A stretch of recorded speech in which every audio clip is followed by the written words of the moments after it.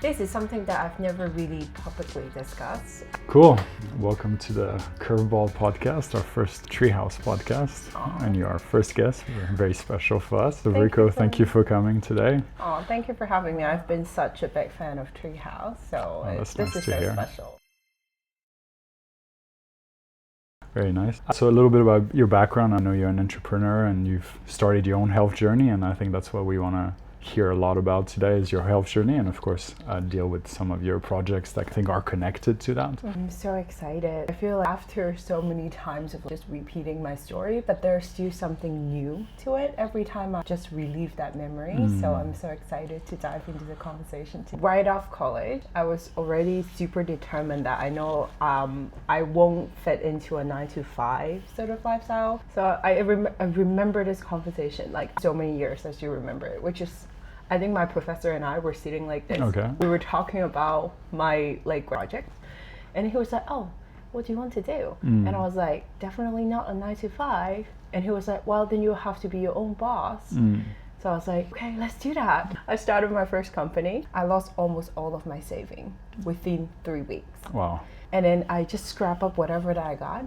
And then I started my second business. What was the idea of the first business? So the first business was reselling fashion, gearing towards more Australian and very westernized style. Yeah. It really didn't work for Hong Kong. Yeah, I was like, okay, didn't do my market research, lost all my saving, fine, I'll move on. What a quick learning experience. 3 weeks. Yeah. And then I started my second venture. And I feel like, a philosophy of you something fast and then you fail fast and you learn from it and then you pivot. So I started my second business, which is a handbag company.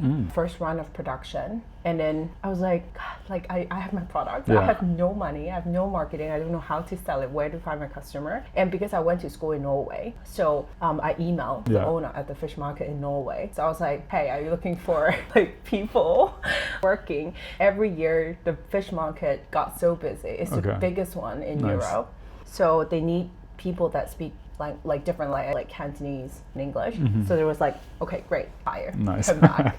And then so I flew back to Norway because I had a return ticket for my study. And I was like, okay, I just worked there for 5 months every day. Nice. From 6 a.m. sometimes all the way until 11 p.m. Oh wow. So you didn't do 9-to-5, it was 6 a.m. to 11 p.m. I mean, I feel like I jumped into entrepreneurship, and ever since then it's just been a 24/7 job. Nice. But yeah, so I always joke about how my business actually started off with fish money from Norway. Sounds dodgy, but it's not. I know. It's so how did the handbag business go? Is that another learning experience that led you to do what you do today? You're not only an entrepreneur, you're a serial entrepreneur from what I hear now. The fish bag, gosh, the company was doing okay. But then I was working in Norway, and then it was really an experience in Norway that got into an incredible start for my business because I was working at a fish market, and then my boss at the time knew that I had a business on the side, and then she was kind enough to invite me to the annual dinner, where I pitched my business to the investor, who is the man in the county of my business. And Mr. Kyle was so kind that he did my vision, he believed the quality, and he just bought all of my inventory to put in his 30 department store. So that night changed my life, and with that seed money, I came back, started another collection, and it went viral in Hong Kong. So that was the start of my first successful venture. Nice. And does that lead you to Norwish and the herb oil? And I feel like that change, that turning was also a turning point for my personal learning and for my health journey. Because in the fashion industry, everything is at least at time it's very on the and then I've always been a bigger girl, but I'm very I've always confident, but I think low key I was also navigating a lot of the stress, a lot of the identity crisis. And then because I was working so hard to prove myself in the handbag business, I worked 19 hours non-stop every day. And one day I woke up and I was close to 300 pounds. I was so unhealthy. I couldn't walk up a flight of stairs without losing my breath. So I was like, no, this got to change. That day I woke up, right? I just went to the gym. I signed up because like during my teenage year, I was bullied in school so much for just being different. I never really found the courage to go work out in the gym and explore that side of me. I went from not working out at all to working out 6 days a week. And then seems like you have that instant level though. I'm like very 0 to 100. Yeah. And I lost 100 pounds in a year. Wow. And then I've space in the active movement, like kind of at the same time I was like, I also look at what I do every day, which is a handbag business, and at the time it was cow leather. And I was like, hey, Vriko, you love it, like you really a change in your life. Why would you want to hurt animal in the process of making a living? So I actually like snapped and I was like, you know what, let's move on to the next venture and see where that could lead me. So despite the fact that the handbag company was making so much money, I was like, nah, I'm gonna move on. I business, and then I used that money, and then we started first herb soil in Hawaii, which really focuses on using natural ingredients, islands to make sensitive skin friendly products.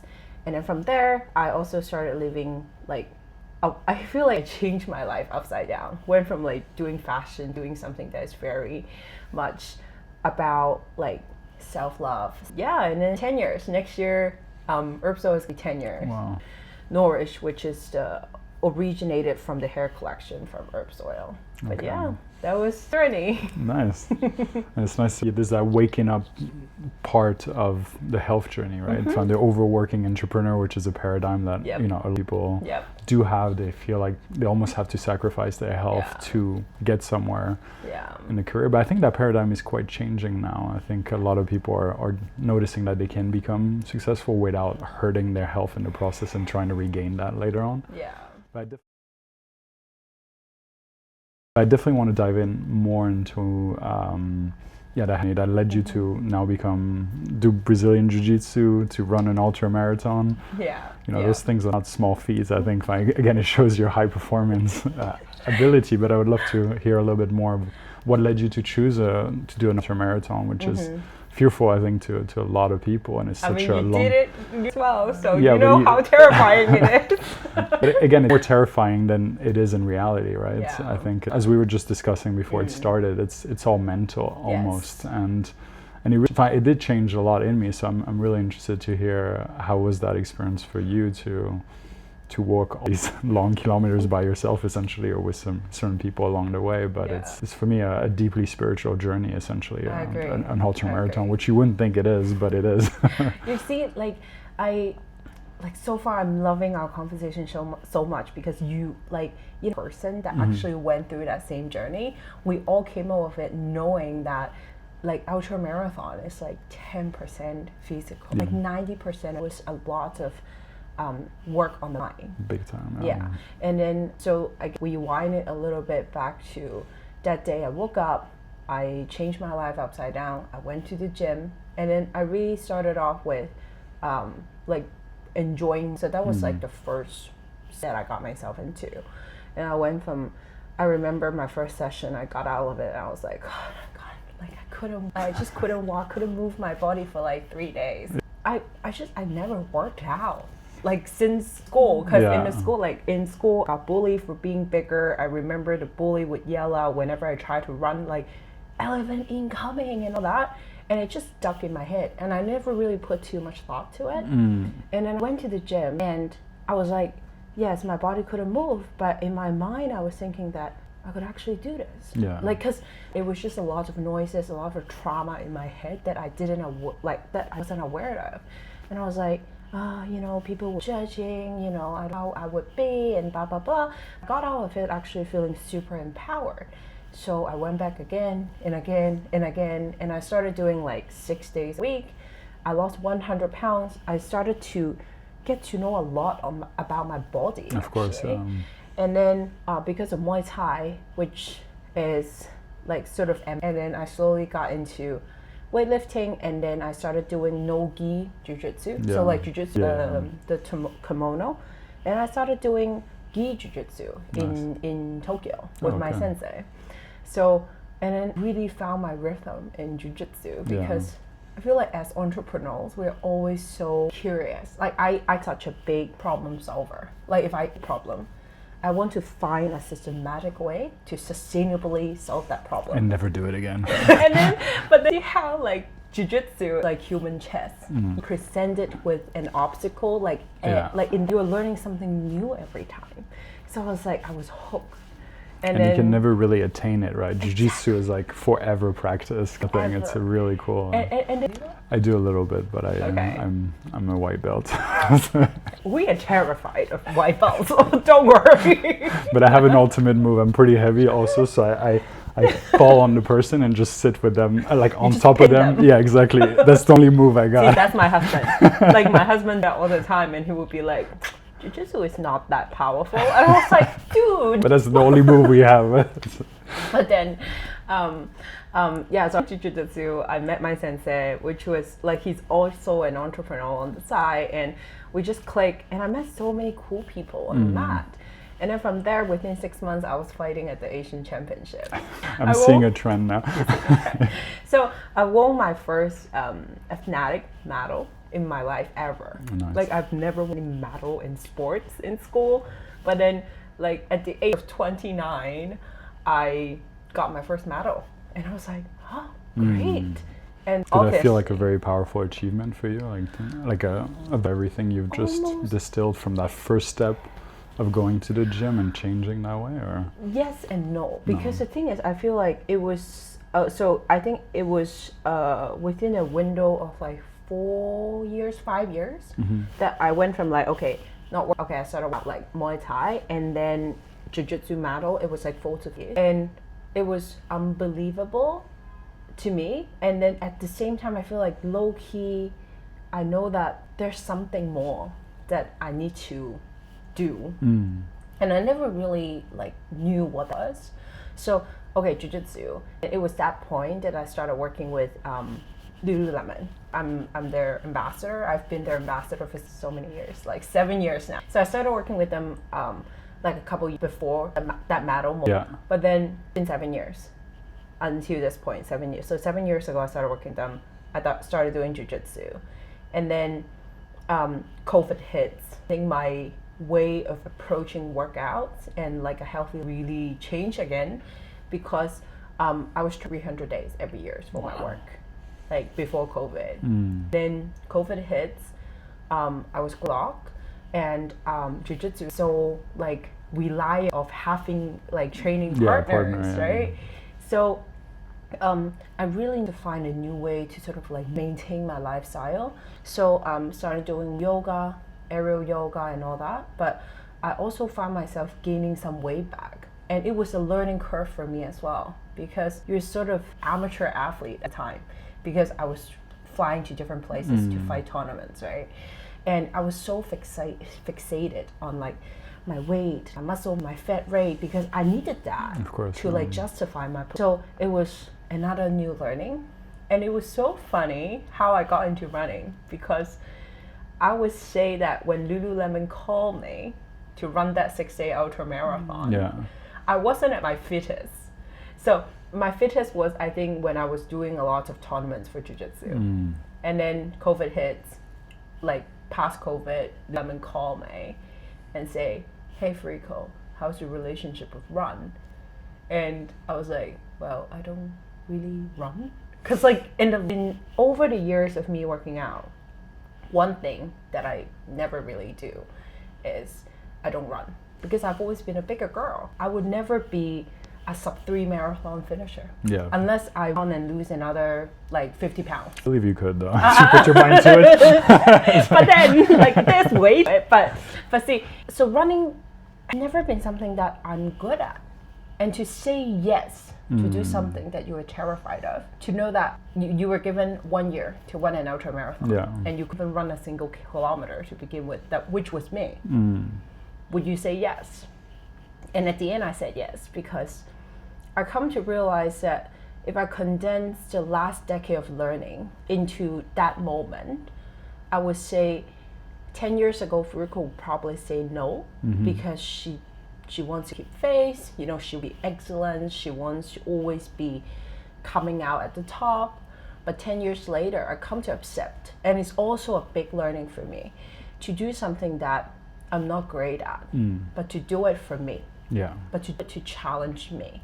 And that was one of the best yes I've said in life, because as someone who ran an ultramarathon, you know how big of a mental transformation it is for you to take on something so big. And mind you, I could not even run a single kilometer without stopping. Yeah, I think that really relates to the entrepreneur journey, and because how many times do we say yes to something we don't even know how to do, right? The same way you do it. It's trusting your ability to go and learn along the way, but also facing the fear. If you have strong fear for something like a marathon, that's where the strongest learning is coming from as well. So you really stepped into that fear. That was like a big though. Yeah, it's massive. You see, like, fast forward to today, like I finished my marathon and people still ask me, why the heck did you say yes to it? Like, I love your Would you do it again? Yes. Okay. And yeah. Because couldn't a single kilometer to begin with, and within 2 weeks, Lululemon flew me out to Vancouver to do like VO2 max tests. Have you done one of those? Why would you sign up for something like this? I did one of those, and those are fun. within a year, I did it 3 times, and then it was a crash course. And I remember at the global press conference, you have like 30 press around the world sitting in front of you. You have the CEO, you have the C-suite of Lululemon sitting there, and 10 athletes, including myself, sign up, said yes to run this 6-day ultra marathon. We all were on the stage. I was the only one that was a baby, like, new runner, and I didn't even run a marathon I didn't even run a 10K to begin with. I was on the stage, and then we were taking turn to answer the question of, what is your goal for this 6-day ultra marathon? Yeah. And before I step onto the stage, I finally come up with like a number. A normal marathon is 32-ish kilometer. A normal marathon is 42. 40, yeah. And any marathon that is longer than a standard one would be classified as an ultra. Yeah. So I was like, okay, 50K, 6 days in a row. My goal is to do 300K. And then I had 11 months to go from 0 to 300. And I announced my goal on the stage. Wow. And I still remembered everyone's face. They were like someone who like came in, even run a single like kilometer and announced that she's gonna do 300K. Let's see, but a good challenge. Yeah. And I knew that was almost impossible. All of my ultra told me to not do it. They were gonna break your legs. Someone said that you probably need a knee replacement before you got to the start line.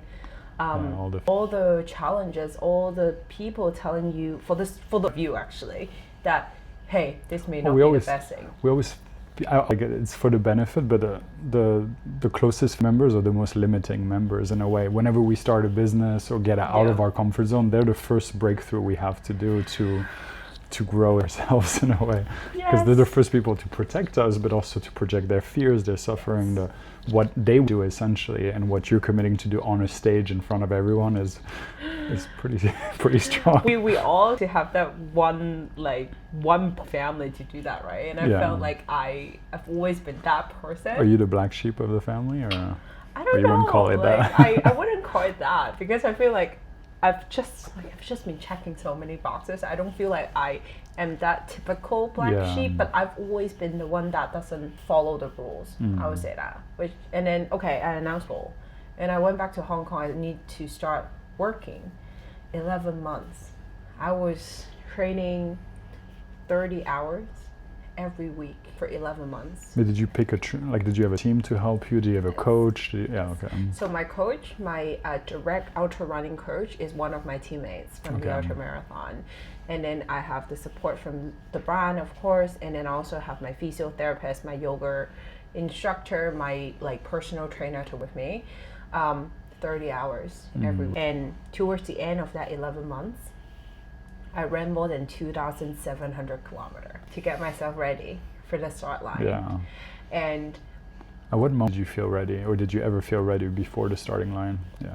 I show up at the starting. I feel like I would be lying if I tell you that I show up at the starting line, feel like that. Hey, I can do it. Like, let's do it. No. I was like, I show up at the starting line, and I was like, oh shit! Like, what if something happens? Like, course, what if I hurt myself? What if at day 3 I wanted to give up? And I remember that I have 7 crew members with me to run that 6 days. Yeah. And then because were world records in place, one of my teammates, she set out to do break a couple of the world records. Nice.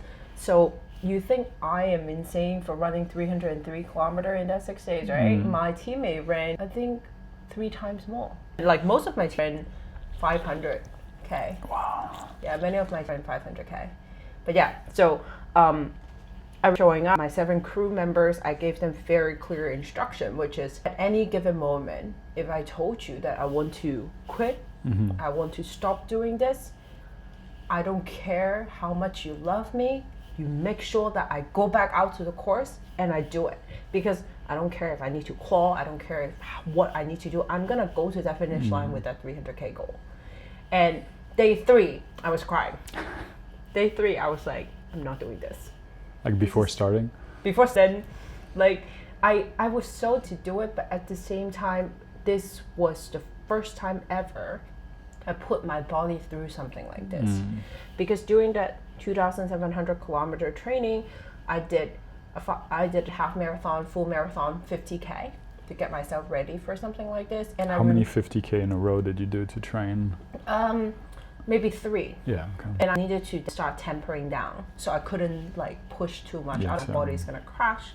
So I remember finishing my 50K. I came out of it. I was like, oh, I'm a little bit sore, but it's okay. Yeah.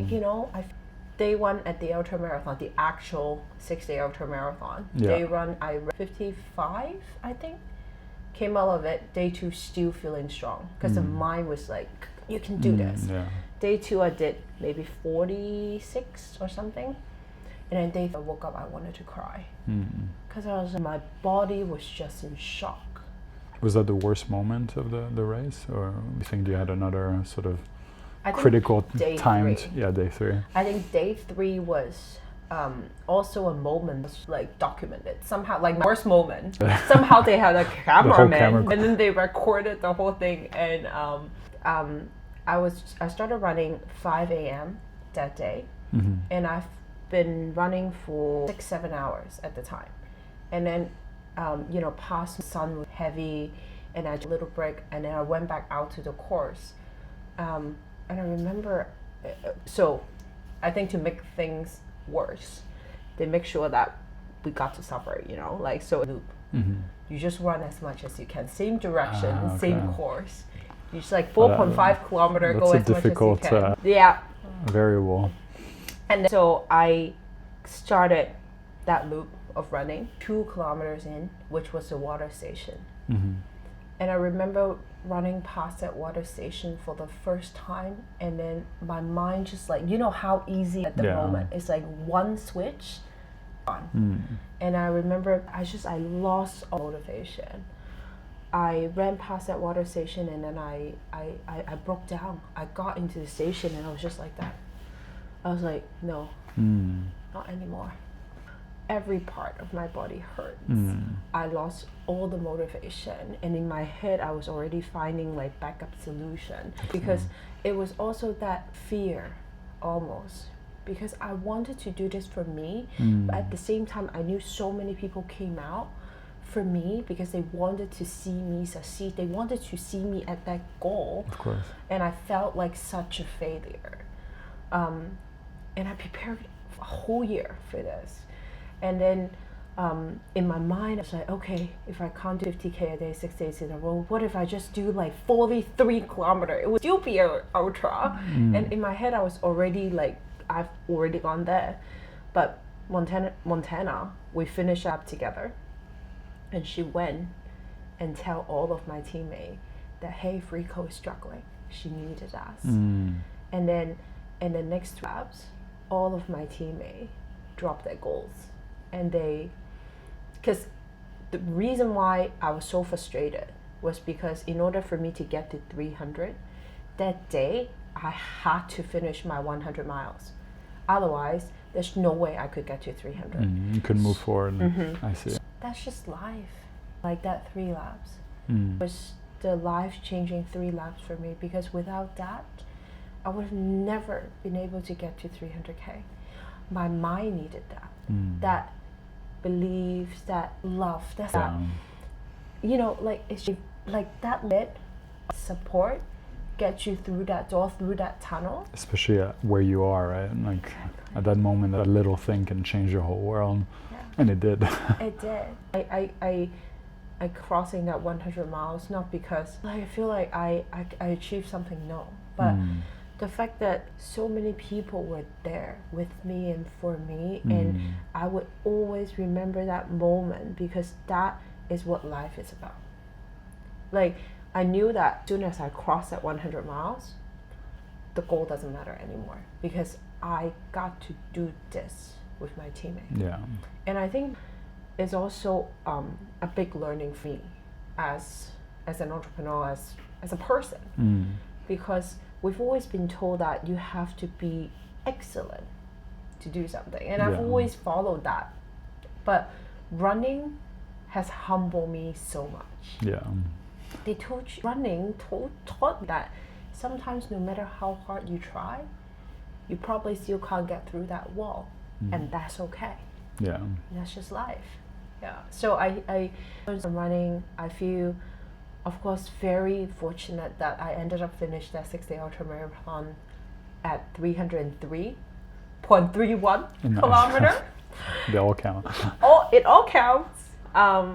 And yeah, I feel very, very grateful for the experience, because not everyone, it is a privilege to be able to challenge yourself, to have that freedom to challenge yourself, and to have, I always go back to that saying, which is like Maya Angelou.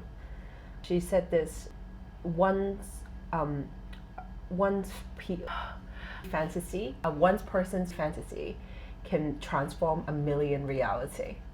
Which is, when you believe in something, it could be wildest dream. Yeah. If you manage to get there, like, it can transform many realities for so many people. Oh, big time. Yeah. And the first person that truly so deeply, profoundly changed started me. Of course. And yeah, just grateful that I got to do this. Amazing, inspiring journey on a marathon. It gets me all excited to make me want to sign up for another one. You see, it's dangerous. Yeah, yeah. It's very dangerous. It's contagious. But, yeah. But I wanted to kind of touch point on in general. So you mentioned, obviously, physical health is a very important thing. I think it really brings us back in our body, connection, the body-mind connection, and so on. What are the other things that you kind of focus on of health? Of course, with Treehouse, we focus on food. That's just one foundation of health. But then this movement, what we just discussed quite for a while, there's the air we breathe, the quality of water, the de-stressing ourselves from our relationship, from work environments. You know, there's so many stress. What are the other things that you focus on and that, you know, are kind of unnegotiable for you to continue on the health journey that you have? I think after running the marathon, I came out of it realizing that I needed more in life, because one pattern that I'm sure you already know of me now is I go from 0 to 100, and it is great when you want to achieve something. Like, I'm an achiever, right? But intensively for the year, working 30 hours every week, running 2,700 kilometers, a baby runner to that, I came out of it knowing that, my body probably needed lots of care, lots of time to recover. Sure. And it ended up taking me almost 9 months to fully recover from that effort. And I mean, I didn't particularly that was broken, but I needed the time, I needed the space almost, because you went from like this high in your like your physical, like my mind just needed a lot of time to just wind down and jump back into my routine. So I think it is an ever-going journey for me now, which is what I'm going through at like Vriko 3.0. Is between I could still do what I enjoy in sports, but I could still like put enough output for my work. I like where to find that, because I feel like I've always been like this. And the non-negotiable for me right now is definitely like the sweet to have that time outside of work to not do anything. I agree, like to just spend with my family, like that to me, because okay, food, health, like all that, you were as well, especially with the work that you do with Treehouse. And I feel like the last 10 years, me changing my life upside down, I've already nailed down in, okay, I know that food works for me, I know what workout works for me, but then it is down to how do you choose to spend your time. And that is a new like non-negotiable for me. And is that hard as a high achiever? Because I know myself, sometimes it's hard to relax, or as I get, it's getting easier. But you know, as you're trying to do a million things and trying to achieve and also perform well. But I think that search for balance is beautiful, and but so in reality is difficult. Still. So see, I need to switch from the mindset of Vriko, let's say yes to everything, to the now Vriko 3.0 has to be, no, I need to start saying more no's. Like I need to prioritize what works for me. Not because I do it. I know if I push, I could do it. But I know that in order for me to be absolute like ready to tackle having life at work, I have to say no. And that is extremely difficult. And to have something non-negotiable like Sunday, I won't anymore, because I needed to spend that time without phone, without work, without stress, with people that I care about. Because what's the point of working so hard if I can't have that freedom? And of course, you know, sometimes it's Sunday because, you know, maybe I'm on work trip and there's important calls that I have to take, like investor meeting, you know, but you still need to set boundaries. And I think because as entrepreneur, we're caring for so many things all the time that sometimes we want to be flexible to other people, but not to ourselves and not to the people that we care the most. But this is where I'm drawing the line after the ultramarathon, because I just saw so many people coming out for me, prioritizing me. And I feel like with all the work that I do, the least I could do is to prioritize the same level of love and care and attention to the people that I love. I think you've actually pinned the most important longevity factor is feeling love and having relationship. It's proven to extend our life by 8 years or something. While so. Eating, they might not do the same impact. I'm sure it would. No, it works. It works to a certain. It's a foundational element, but again, feeling loved and feeling surrounded is much more powerful as humans. And we feel like we're so connected with online, but actually people are not. We're less connected. So we need to touch, feel one another's presence, and I think it's so key. And so, I mean, the priorities to my answer, I already nailed my food, I already nailed my workout. So I just assume that once you check that, eat your Treehouse, you can like go on and for something higher. But absolutely. And I've gone further in terms of, because I found that the more I look into my parents' upbringing, how they raised me and how they were raised, and then how they were raised by their parents, and more I go into sort of family dynamics, the better I make to understand myself and what is working within myself, which is actually relieving me from family traumas, I guess, because I think we all carry a lot of things that are not ours. Even if we have the best parents possible, we do carry a lot of, you know, the failures of people they loved and didn't love, the things that were accepted or not, and that they've, depending on how evolved they were, we take it on whether we want it or not. And I found that that's another element of health and mental health and overall, I think, is an important process also in that mindset.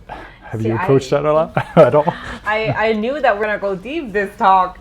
No, so you see, this is something that I've never really publicly discussed, and I'm happy to go into that. Which is we can talk about whatever you want. One of the reason why I feel like the running journey hits me so hard was because I actually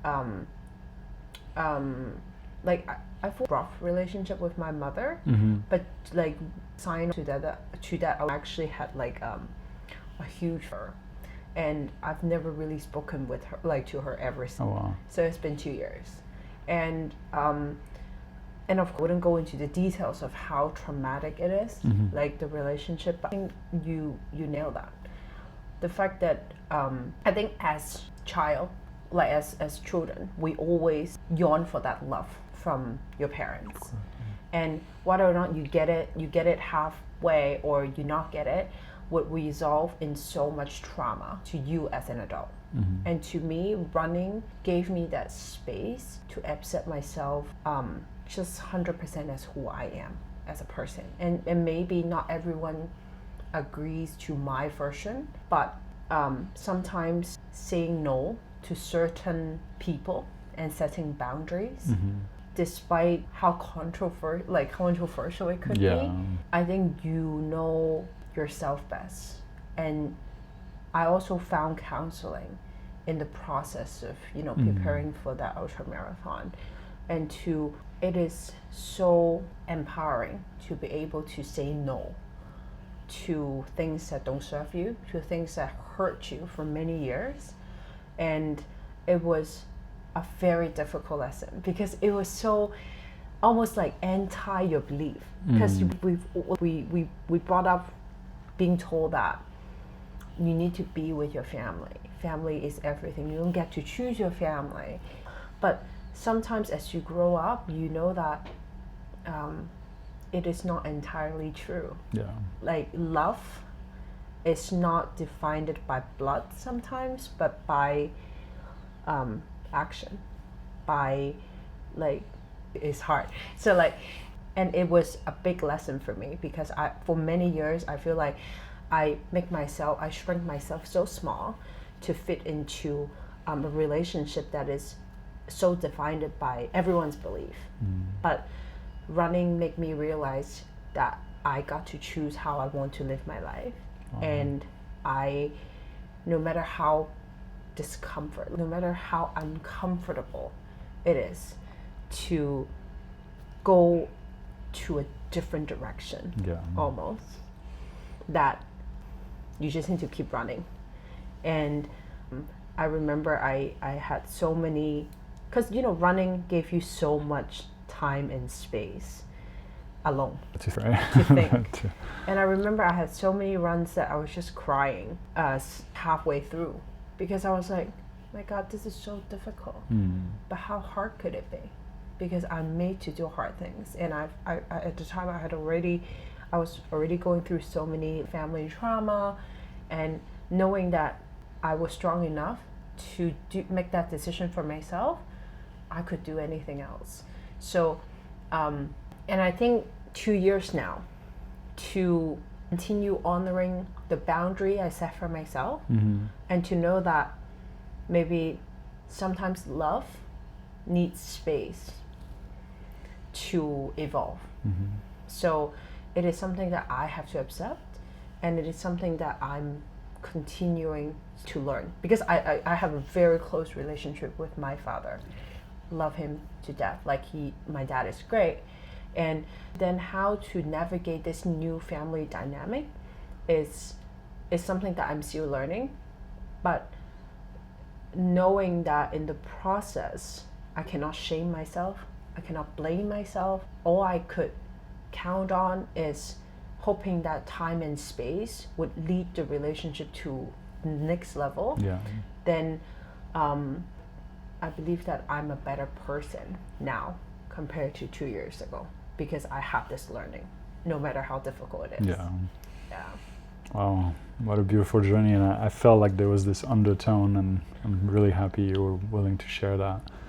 And with the marathon, because as we spoke about, it's almost like a spiritual journey. It's not such a physical journey. It's something you're going through, and you prove to yourself in a very deep way by establishing strong boundaries and taking responsibility for yourself. Yes, and I think identity-wise as a person too, it's like you didn't know how much you take on. Mm. I wouldn't say like the trauma that was passed on through generation, and somehow you internalize it so much that it became part of your reflex, part of your personality almost.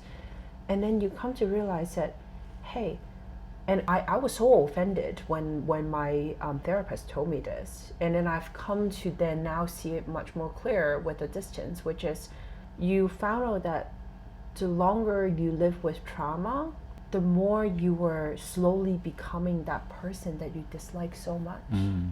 You slowly found those character in you because you don't have, like, you didn't openly and keep that distance to see this from afar because the trauma is eating you inside. Mm. So the moment I accept that I will be the change maker in the family, I will become a better person than my last generation, that's the moment I accept that some part of me, some characters of me will always resemble my mother's, but I can choose when those characters show up that I can make better choices. And what is yours and what is hers as well, right? Exactly. Because they both live within us, right? Exactly. But the choice is on our hands. Yes. But we have to see that first. We have to accept that first. Because like 2 years ago, I was so against the idea of my therapist telling me that in some level you were just like your mother. And I was so offended. I was like, how am I like her? Like I am so different, blah, blah, blah. But the thing is, no, because you love her so much that part of her is always part of you. Mm-hmm.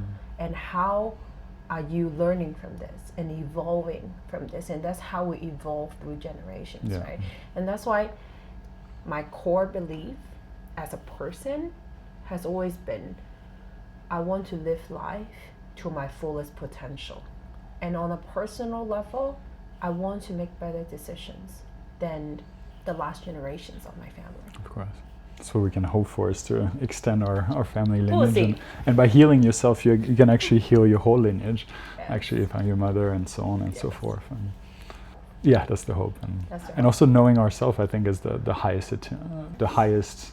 At least it's not a goal that other people can see, because career is like, we can talk about a career, you have the nice t-shirt to show everyone. Exactly. But how much we figure ourselves out and know ourselves, no one can tangibly, you can sense it, but it's not something that is benchmarkable with anyone. And I think a lot of people forget that the whole practicality or the reality of life is about self-experience, but in a unique way, with your own balance, with your own way of being, and not just trying to be like everyone else. Or if you don't do any work, most people end up like their parents anyways, whether they want it or not, consciously or not. You just end up, you're their bloodline, and that's the only way possible.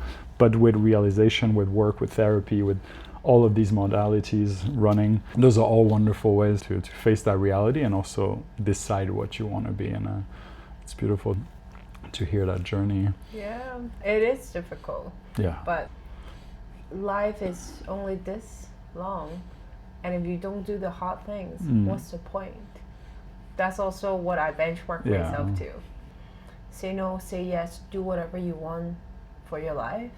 But towards the end of your life, whether or not you live life to the fullest. Exactly. Yeah. I know it.